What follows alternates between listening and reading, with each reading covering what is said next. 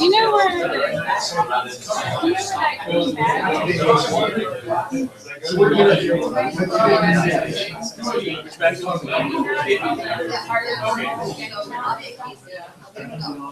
There's a green bag in the corner there. Oh, yeah.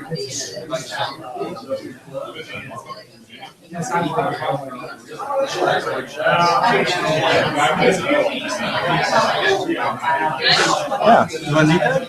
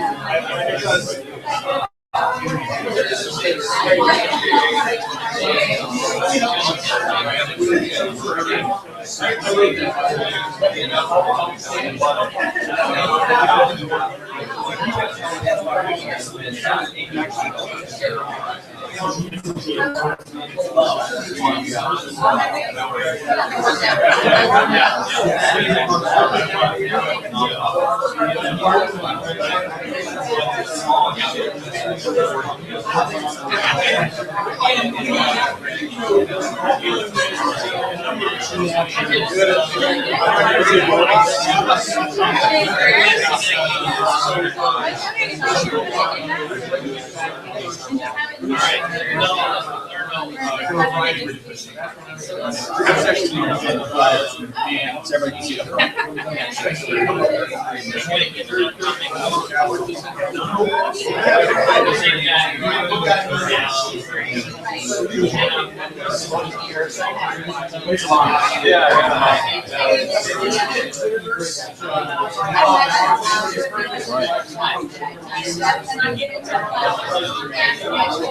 think we're good.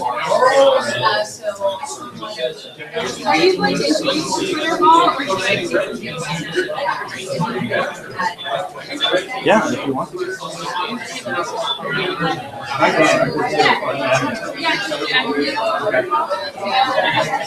And then computer switch up to the sound, right? When I do my activity, Yeah, you should be able to just take a clear.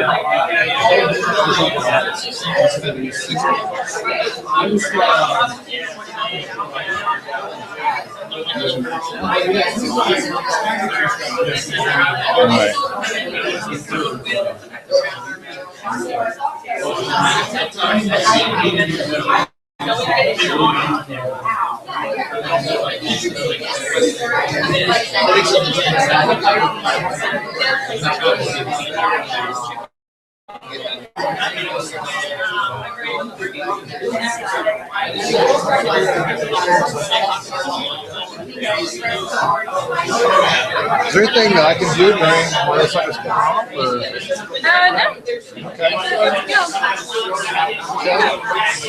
I know what's the Twitter wall just.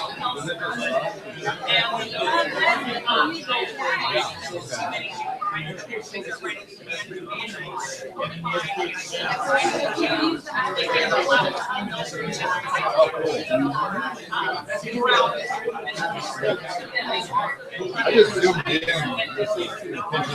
Oh, you did it work? Yeah. Oh, I was thinking it was something simple. Yeah. Can we zoom in even more?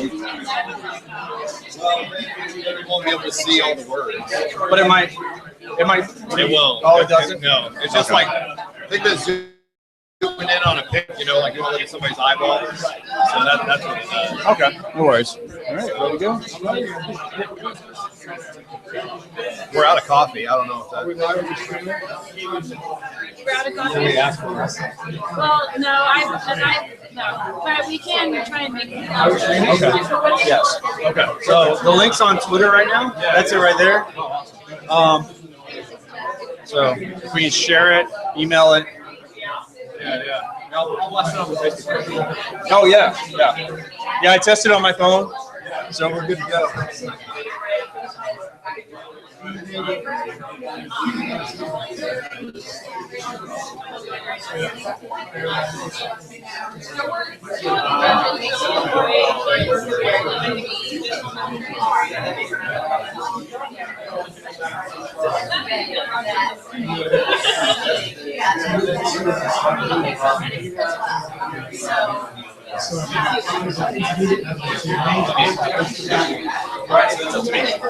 Okay.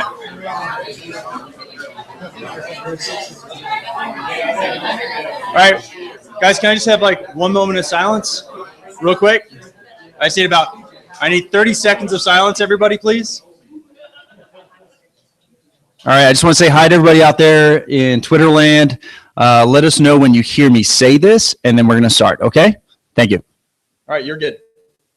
You can go back and talk and stuff if you want. I just needed a moment of silence because it was just like bleeding all over the mic.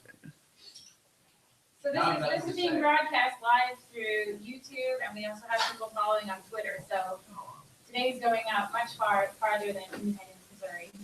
Yes, absolutely. And so if you're on Twitter, the hashtag is #DEFxKC, and from there you'll be able to participate in the wall. You can send pictures. We encourage you to send pictures or memes. Those are always really, really fun.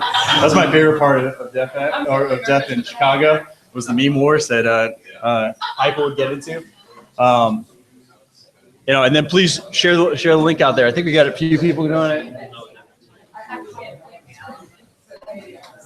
Alrighty. Yeah.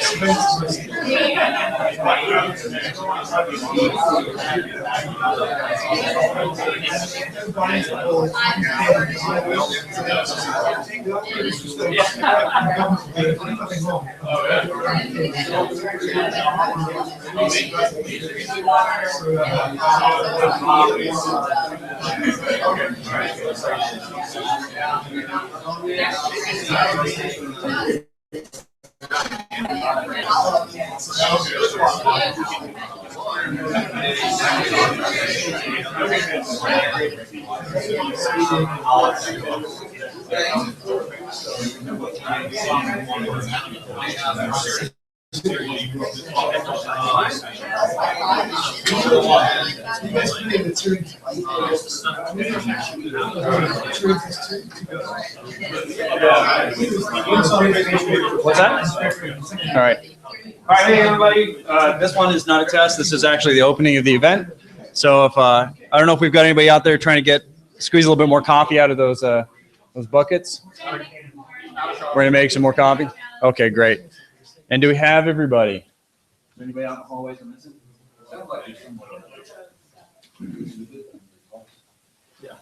And okay.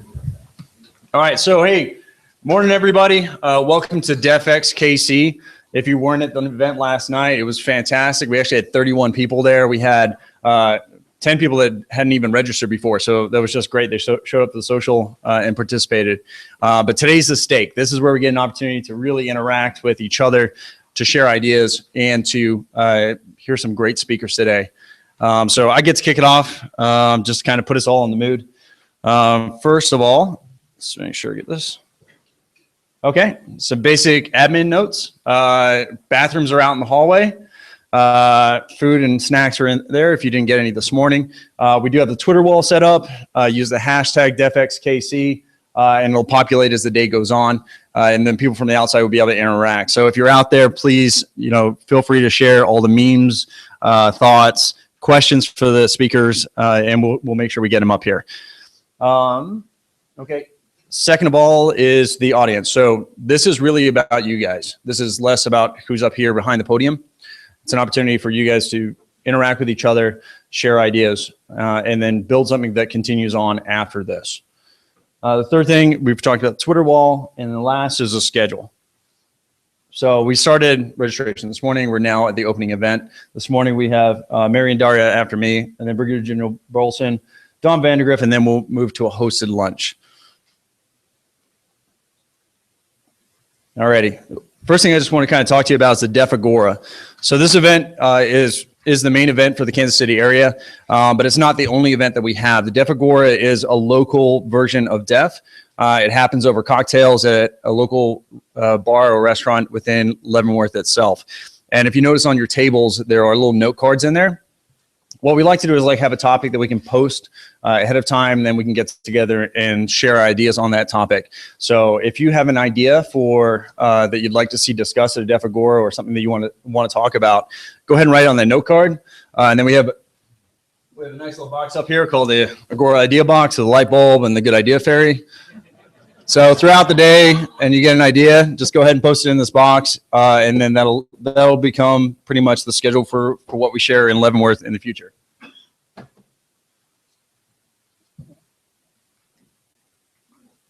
Okay, so I get to kind of do the opening speech because I set everything up. So, so I'm gonna steal like 10 minutes of your time, just kind of put you all in what I hope is the right mood.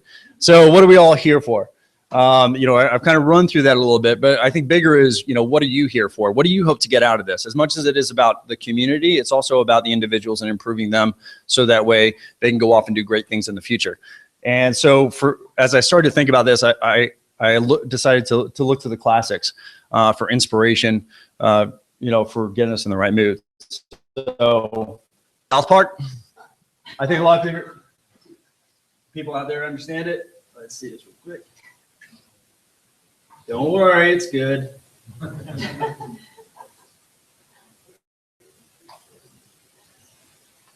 right.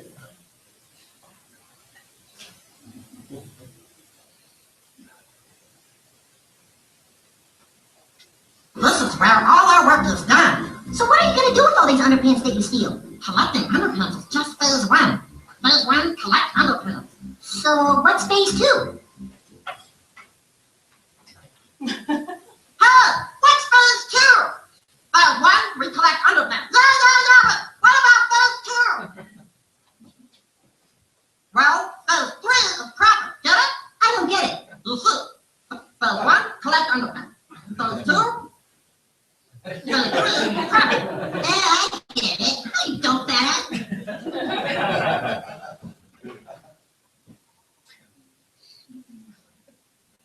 All right, we're cool.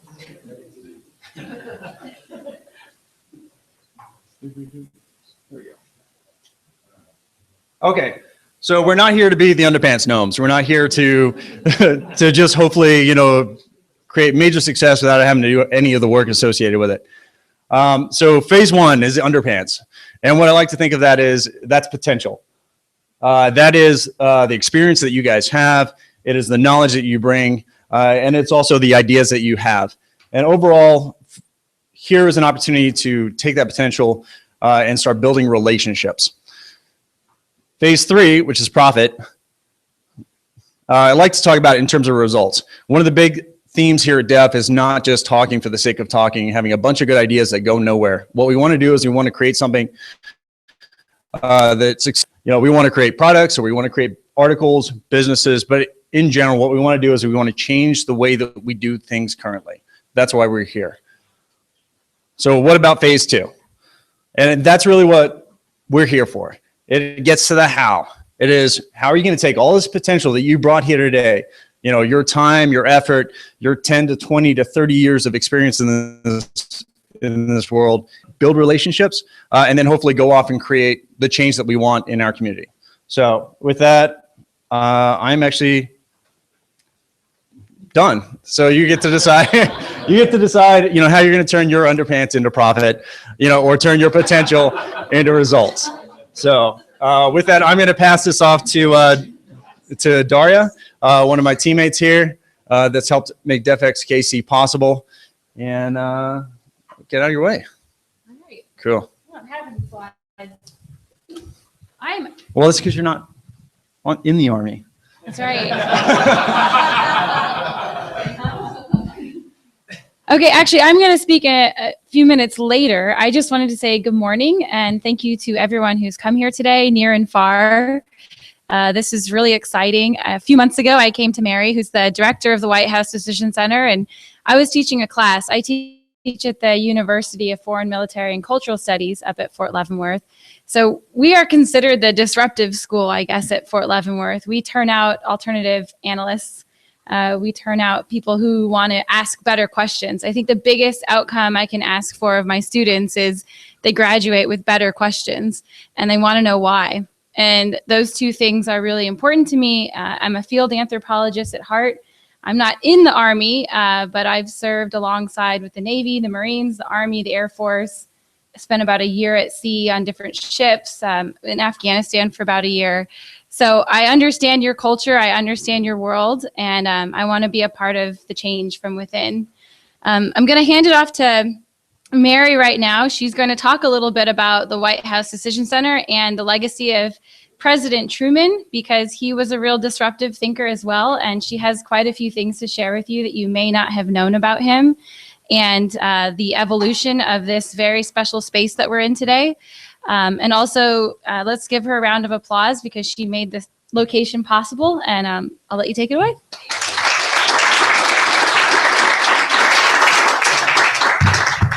All right, well, this is definitely a different audience than the sixth graders I usually speak to down here. But we'll see. We'll see. Very good. Right, they too were talking about underpants, but they had step 2 figured out, which was good. Very good. All right, well, again, I'm Mary McMurray. I'm the director of the White House Decision Center here, and I'm also a PhD candidate at the University of Kansas, where I got to work with a lot of people in the military, and they've become actually some of my best friends. And amongst us, we have this, I have to start with history. We have this book that we all love. It's called Robert Weeby's The Search for Order. And it was published in 1967, and you wouldn't think it had a lot of relevance to people studying cultures and studying history. I study Army wives. But for all of us, it ended up having a great, it was very powerful to us. The subject of the book is about progressives, and Weeby says the progressives aren't backward-looking elites looking to shore up their hegemony by doing all of their reforms in the era. Instead, these are these forward-looking members of the emerging middle class looking to secure their place in society. And in doing so, they establish bureaucracy to find order to this chaotic new modern world. And they replace the values of small-town community life with the assumptions of a bureaucratic order. And the title of the book, The Search for Order, the reason why this is so important is that it's not a solution. They didn't find a solution. They found a perpetual search.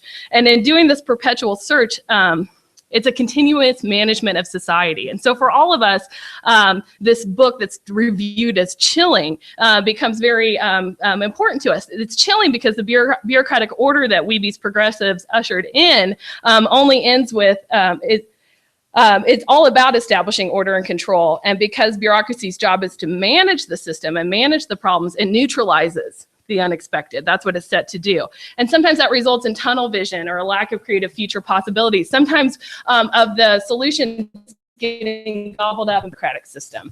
And so it becomes this joke for us. Every other book we read throughout our entire PhD, Weeby. Any other history we hear, Weeby, because the system, it gets gobbled up and perpetuated. It ordered all of our thinking.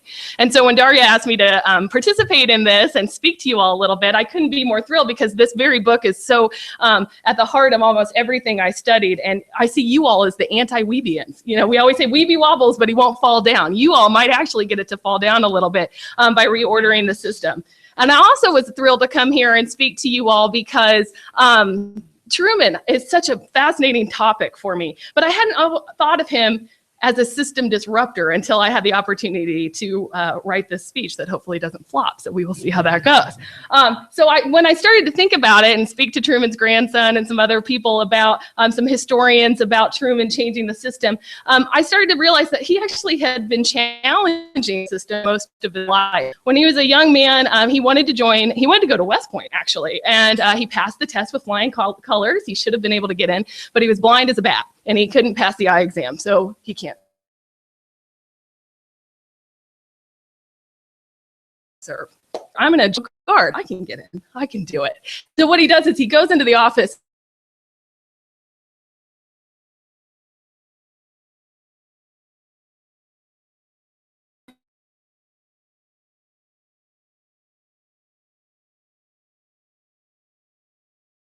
'29th Field Artillery here in Kansas City, a rowdy group of men, no tours or not being disciplined. And yet here comes Truman, this young man, and he establishes the order and discipline in the group. And he did so in a way that wasn't, he wasn't a direct hegemon. No, he earned their respect, and they saw him as an effective leader. They respected that for him. But in addition to changing the culture of Battery D itself, he also challenged the conventions in challenging his commanding officer. So he starts questioning his leaders.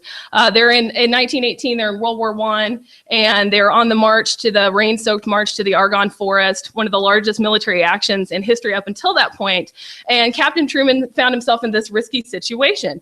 Colonel Carl Clem, anybody familiar with Clem? Okay, Clem kind of becomes unhinged on this march, and he has some really bizarre behavior that's happening. He rides up and down the line, and he's shouting orders like a crazy man, is how it was described. For example, he, with no real reason, he said double time up the hill of these men who are already fatigued on the march. And so Truman had the audacity to question his commanding officer. And he also used a little bit of trickery and a little bit of direct confrontation to protect his men and continue with that respect. For example, he took his men off that road. He said, no, we're not double timing it up this hill. We're going to take a rest. And Clem comes up to him, what are you doing? Gets very angry at him. And Truman says, carrying out orders, sir. He didn't say whose orders, and he didn't say why, but it managed to get through. Later, he had a sergeant, Jim Doherty, who twisted his ankle, and Truman said, oh, I better let him ride my horse. This will be helpful to him. And Clem flew off the rails at Truman. And Truman said, you have to get him off the horse. He's not supposed to ride that. And Truman said, as long as he was in charge of the battery, Doherty was going to ride the horse. End of discussion. Truman goes home and he later writes in his diary, the colonel insults me shamefully. No gentleman would say what he would say. Damn him. You know, he's just, damn the system, right? But even though he had this confrontation, Doherty gets to stay on the horse. The men of Battery D, it earns even more respect at this point in time. They realize that Truman's risking his career to try and help his men out, and they become even more devoted. Battery D, the rowdy group that no one can control, even more devoted. Later on, Secretary of Defense Robert Gates was here, former Secretary of Defense Robert Gates was here, and he has a quote, Truman understood that in a democratic society, common decency builds respect. It is respect that prompts people to give their all for a leader. And I don't know that everybody gets to have that opportunity in the military, or in life, really. Here we go. But it goes beyond challenging. He actually directly disobeys orders. In World War I, you've probably heard the story. Have you heard about Truman firing out of sector? Okay, so we've got a ringer on the corner. I like it. Very good. Correct me if I missed anything. Very good, very good. So during World War I, batteries were under strict orders not to fire beyond their narrow assigned sector for fear that they would accidentally kill one of their own. But during the Meuse-Argonne fighting, Truman sees that the Germans are setting up cannons outside of his sector, but in a place that's going to endanger Americans. And so he says, I don't follow this order. Common sense. What I see right in front of me tells me shoot those German cannons down, the people manning the German cannons. So he ordered his men to destroy them. And Colonel Clem comes back. Truman, you've done it again. You're not supposed to be doing this. You know better. And Truman's like, oh, okay, Colonel Clem, that's fine. Good. Get ready the next day. Here we go again. Cannons are being set up. Truman sees it again out of sector, and he says, yet again, here we go. Let's destroy the cannons. And at this point in time, Clem's like, I directly told you yesterday you can't do this. And he probably would have been court-martialed. Luckily, we have